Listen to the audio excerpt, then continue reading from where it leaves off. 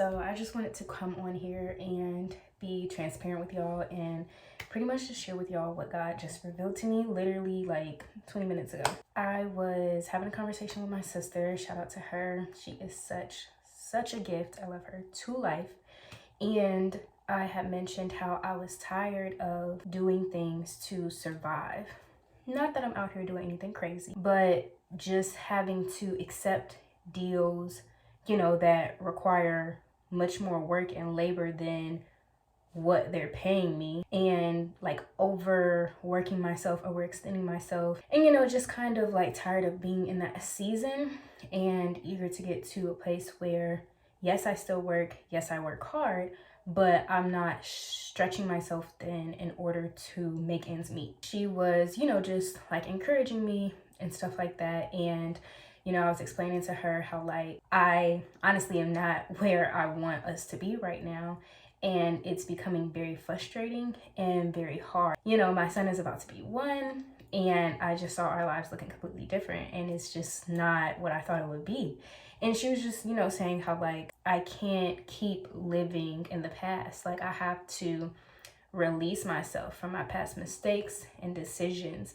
And most importantly, I have to forgive myself. And I was telling her how it's like really hard to do that. She's like, everybody else has forgiven you. And I'm like, yeah, but it's not the same. I am fully aware that 9 times, because I can't be 100% certain, but 9 times out of 10, we would not be in this position had I not made certain choices and decisions, right? And she was saying how like, yes, that may be true, but holding on to that thought or holding that against yourself is not benefiting you. It's not helping you progress. It's not helping you elevate. It's actually holding you back. It's bringing you down. And she was saying how I have to be more kind to myself. She was like, what would little Kennedy say to you right now? And I was like, well, little Kennedy struggled very, very much with perfectionism. So little Kennedy was very hard on herself. And she was like, okay, well, what would you say to little Kennedy right now? And I was like, I would not be saying the things that I say to myself today.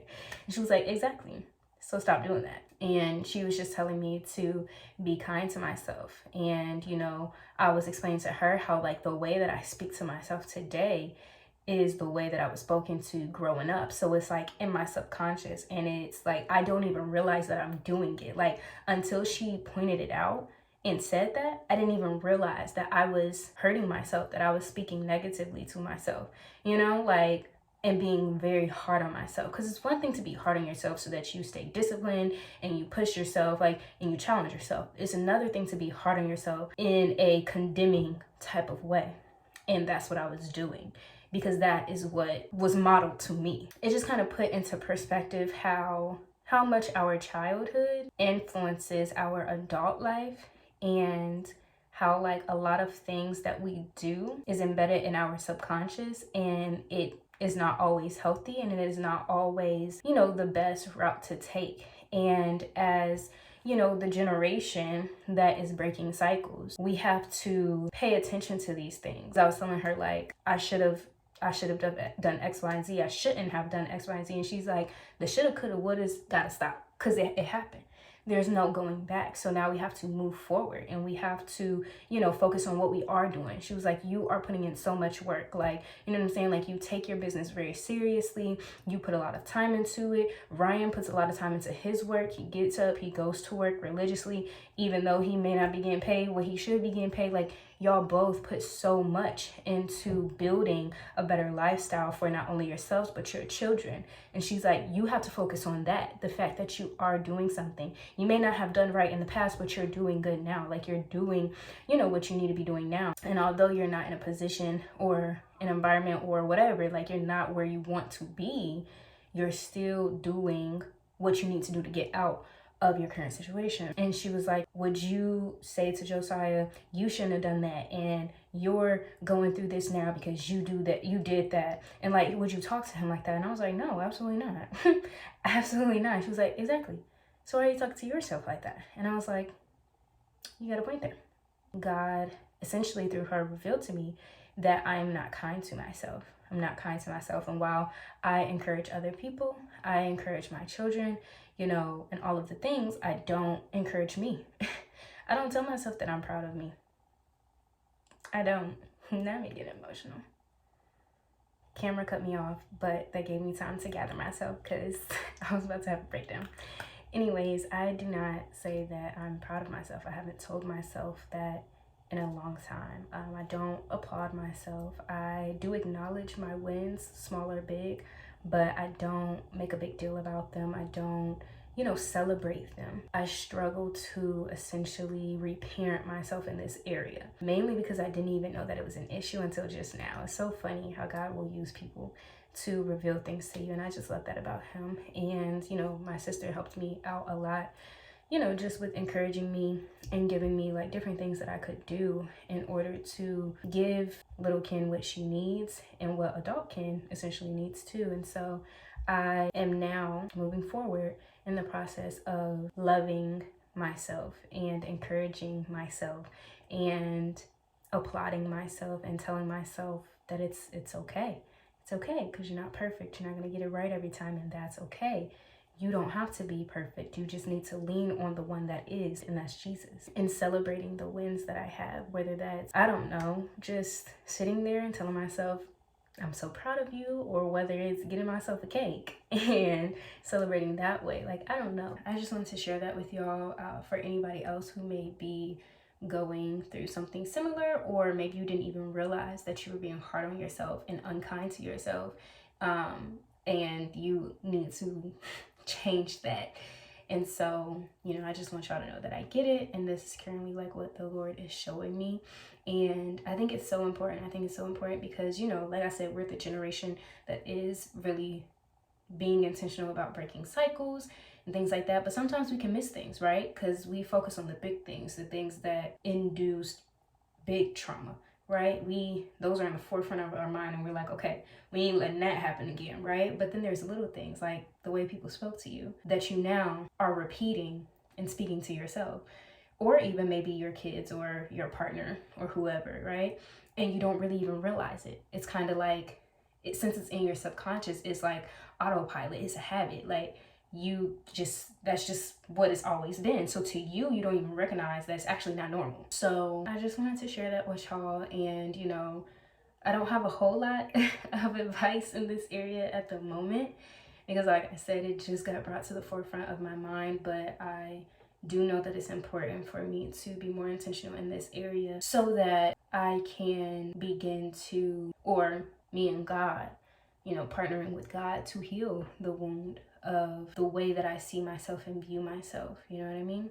And even that whole perfectionism thing, like, that still lingers. Not even gonna hold you. Like, it's still there. While I've overcome it in a lot of areas, it's still there to a certain extent.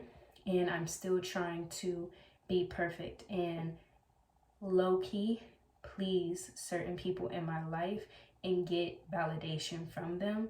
And so, yeah, long story short though, y'all, that is what I am working on. And so I just encourage you, if you have not been kind to yourself, to be kind to yourself, no matter what it is you did, no matter what mark you didn't meet, no matter if you knew better, it doesn't matter.